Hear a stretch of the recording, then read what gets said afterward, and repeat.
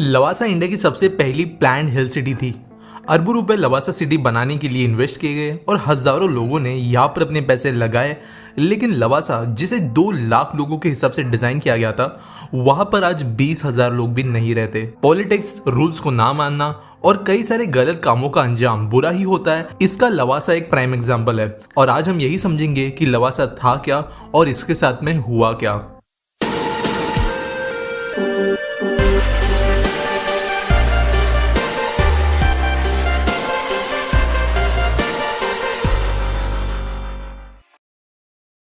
अजित गुलाबचंद, जो HCC या Hindustan construction company के MD थे, वो एक बार पोर्टोफिनो इटली गए थे। उन्हें वो सिटी इतनी पसंद आई कि उन्होंने अपना एक ड्रीम प्रोजेक्ट मन में बना लिया कि इंडिया में भी पोर्टोफिनो इटली की तरह एक सिटी उन्हें बनानी है और इंडिया के अंदर इन वर्ल्ड क्लास स्टैंडर्ड्स को उन्हें इंप्लीमेंट करना है। कुछ साल प्लानिंग करने के बाद में साल 2000 से लेकर साल 2003 के बीच में अजित गुलाबचंद और HCC कंपनी ने मिलकर महाराष्ट्र के पुणे के पास में सह्याद्री माउंटेन्स के बीच में एक जगह डिसाइड की और मुल्शी तालुका में बेस्ड इस जगह पर लवासा सिटी बनाने का निर्णय लिया गया और इसका काम शुरू कर दिया गया। लवासा के इनिशियल प्लान्स में 5 सब टाउन्स थे और हर एक टाउन एक वैली में बसा हुआ था, एक वाटर बॉडी के पास में।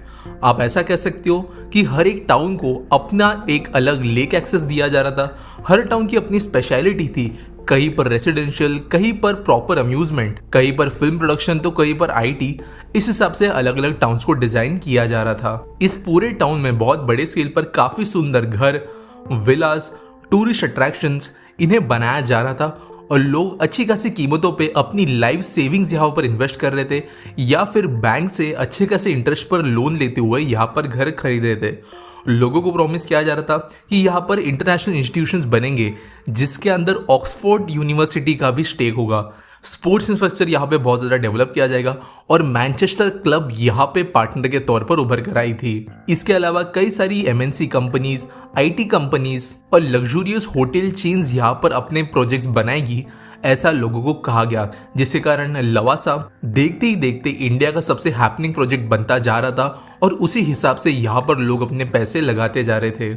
और ये सारी की सारी चीजें 25,000 एकड़ जमीन में फैली होगी, जो उस समय के लिए किसी सिंगल प्रोजेक्ट के हिसाब से एक बहुत बड़ी जमीन थी। इनिशियली लवासा का काम बहुत ज्यादा फास्ट हुआ।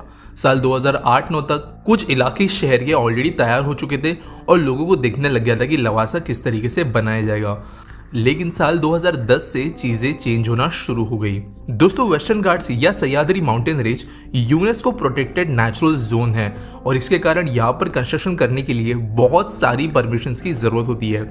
वैसे भी अगर कोई भी आप बड़ा प्रोजेक्ट बना रहे हो तो परमिशंस की लिस्ट काफी लंबी है, लेकिन स्पेसिफिकली अगर आप इस तरीके के जोन में प्रोजेक्ट बना रहे हो तो ये लिस्ट और भी ज्यादा लंबी हो जाती है। लेकिन लवासा ने कंस्ट्रक्शन शुरू करने के पहले जरूरी परमिट्स लेना नेसेसरी नहीं समझा। आखिर में कई लोगों के द्वारा एनवायरमेंटल मिनिस्ट्री को कंप्लेंट की गई और बहुत ज्यादा कंप्लेंट्स आ जाने के बाद में एनवायरमेंट मिनिस्ट्री ने एक्शन लेना शुरू किया। लवासा ने स्टेट गवर्नमेंट से तो परमिशन ली थी, लेकिन सेंट्रल गवर्नमेंट से नहीं। आखिर एनवायरमेंटल मिनिस्ट्री में 2011 में नोटिस भेजते हुए लवासा को अपने पूरे साइट पर सारे के सारे काम बंद करने के ऑर्डर्स दिए। लवासा और महाराष्ट्र गवर्नमेंट का कहना यह था कि क्योंकि लवासा सिटी सी लेवल से 100 मीटर से ज्यादा ऊंचाई पर मौजूद नहीं है, तो जो हिल डेवलपमेंट के रूल्स है उसके अंतर्गत इसे नहीं रखा जा सकता और इसीलिए सेंटर की परमिशन जरूरी नहीं है। लेकिन असलियत में लवासा सी लेवल से 100 मीटर ऊपर था। साथ साथ उसी समय पर एनवायरमेंट मिनिस्ट्री का रूल था कि अगर कोई भी प्रोजेक्ट अगर 50 करोड़ की ज्यादा की वैल्यू रखता है, 1000 से ज्यादा लोगों को यहाँ पर डायरेक्ट इन्वॉल्वमेंट होने वाला है, तो उस समय पर परमिशन लेना जरूरी था और ये काम नहीं किया गया। और इसी स्टेट सेंटर के बीच में चल रहे फ्रिक्शन के कारण लवासा का काम आने वाले कई सालों के लिए बंद रहा। लेकिन दोस्तों, इतने बड़े प्रोजेक्ट को बनाने के पहले ऑब्वियसली कई सारे लोगों का इन्वॉल्वमेंट होता है और उसके बिना कोई भी प्राइवेट एंटिटी इतने बड़े डिसीजंस या फिर एक्शंस नहीं ले सकती। और काम रोक देने के बाद में एक एक करके ये चीजें बाहर आना शुरू हो गई कि लवासा के पीठ के पीछे क्या क्या चीजें हो रही थी। लवासा को महाराष्ट्र सरकार के द्वारा स्पेशल प्लानिंग अथॉरिटी का दर्जा दिया गया था, जो सिर्फ और सिर्फ आज तक गवर्नमेंट बॉडीज को दिया गया था। और क्योंकि एक प्राइवेट एंटिटी को ये डेजिग्नेशन दिया गया तो कई लोगों के कान इसके कारण खड़े हो गए। योगेश प्रताप सिंह, जो उस समय पर एक IPS ऑफिसर थे और आज के दिनों में लॉयर है, उन्होंने लवासा पर यह आरोप लगाया कि बहुत सारी जमीन जो लवासा के लिए नेसेसरी थी उसे बहुत ही सस्ती कीमतों पर लीज पर दिया गया है लवासा कॉरपोरेशन को, और इसके पीछे महाराष्ट्र सरकार की तरफ से उन्हें कॉरपोरेशन मिला है। इनफैक्ट दोस्तों, कुछ आर्टिकल्स के हिसाब से ये भी कहा गया है कि जो पूरी 25,000 एकर्स की जमीन है उसे सिर्फ हर साल 75,000 रुपीज की कीमत पे लीज पर दिया गया है, जिसके कारण आप समझ सकते हो कि ये आरोप बहुत ही बड़ा है। उस समय पर महाराष्ट्र के इरिगेशन मिनिस्टर और डेप्यूटी सीएम अजित पवार जी पर यह आरोप लगाए गए कि उनका भी इसके अंदर इन्वॉल्वमेंट है। अब मिस्टर पवार ऐसा क्यों करेंगे, इसके पीछे भी एक स्टोरी बाद में बाहर आई। दरअसल मिस्टर अजित पवार शरद पवार जी के नेफ्यू है और शरद पवार जी की बेटी सुप्रिया सुले जो अपने हस्बैंड के साथ में यशोमाला लीजिंग एंड फाइनेंस कंपनी के अंदर एक बहुत बड़ी स्टेक होल्डर हुआ करती थी, उन्होंने अपनी कंपनी को लवासा कॉरपोरेशन के साथ में मर्ज किया था, जिसके कारण लवासा कॉरपोरेशन में उनका 20.81% हिस्सा बन गया। यानी अब ऐसा कह सकते हो कि जो पवार फैमिली थी उनका डायरेक्टली लवासा प्रोजेक्ट के अंदर हिस्सा था और इसी के कारण लवासा को कई सारे पॉलिटिकल बेनिफिट्स मिले। लवासा ने गवर्नमेंटल परमिशंस लेना सही नहीं समझा और कई चीजें जो नॉर्मली किसी को प्रोजेक्ट एग्जीक्यूट करने के लिए जरूरी होती है उन पर ध्यान नहीं दिया गया। अगर कुछ एग्जांपल्स की बात करें जिसका वायलेशन लवासा में हुआ था, तो जिस तरीके से हिल डेवलपमेंट अथॉरिटी कहती है कि 3 फ्लोर से ज्यादा की बिल्डिंग किसी भी हिल स्टेशन एरिया में नहीं बननी चाहिए, उसे फॉलो न करते हुए यहाँ पर कई सारे 6 फ्लोर की बिल्डिंग्स को भी बनाया गया।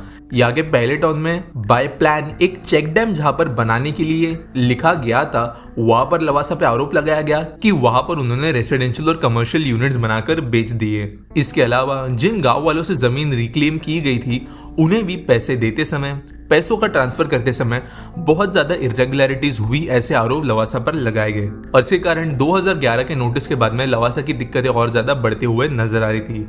इस समय तक ज्यादातर एंटिटीज ने लवासा पर पूरी तरीके से ध्यान देना बंद कर दिया और इनफैक्ट एचसीसी भी ज्यादा कुछ कर नहीं सकती थी। दोस्तों, जो पेरेंट कंपनी थी लवासा कॉरपोरेशन की, हिंदुस्तान कंस्ट्रक्शन कंपनी, वो ऑलरेडी 2000 करोड़ रुपए के कर्ज में थी, जिसके कारण वो फिर से इस प्रोजेक्ट को संभाल नहीं सकती थी और कंस्ट्रक्शन शुरू नहीं हुआ। जिन लोगों ने अपनी पूरी लाइफ सेविंग्स लोन्स लेकर यहाँ पर इन्वेस्ट किया था वो पैसे बर्बाद हो गए और जिस समय पर कंस्ट्रक्शन बंद हुआ, यहाँ पर 2 टाउन्स में काम चल रहा था, जिसमें से एक टाउन ऑलमोस्ट पूरी तरीके से बन चुका था और यहाँ पर ऑलरेडी कई सारे यूनिट्स ने फंक्शन करना शुरू कर दिया था और यहाँ पर लोगों ने अपने बिजनेसेस शुरू कर दिए थे। आज के करंट सिनेरियो की बात करें और अगर फ्यूचर की बात करें तो लवासा आज सिर्फ एक छोटा सा टूरिस्ट स्पॉट रहा है जहां पर मुंबई पुणे सिटी के लोग 1 डे ट्रिप्स के लिए, पिकनिक्स के लिए, bike rallies, long drives, wedding shoots, इन जैसे चीजों के लिए ट्रैवल करते हैं। यहाँ पर 2 से 3 साल पहले इसकी भी संख्या अच्छी खासी बढ़ गई थी, लेकिन क्योंकि यहाँ पर पैसे नहीं आ रहे थे तो कई सारे जगह यहाँ पर डिटोरिएट होना शुरू हो गए।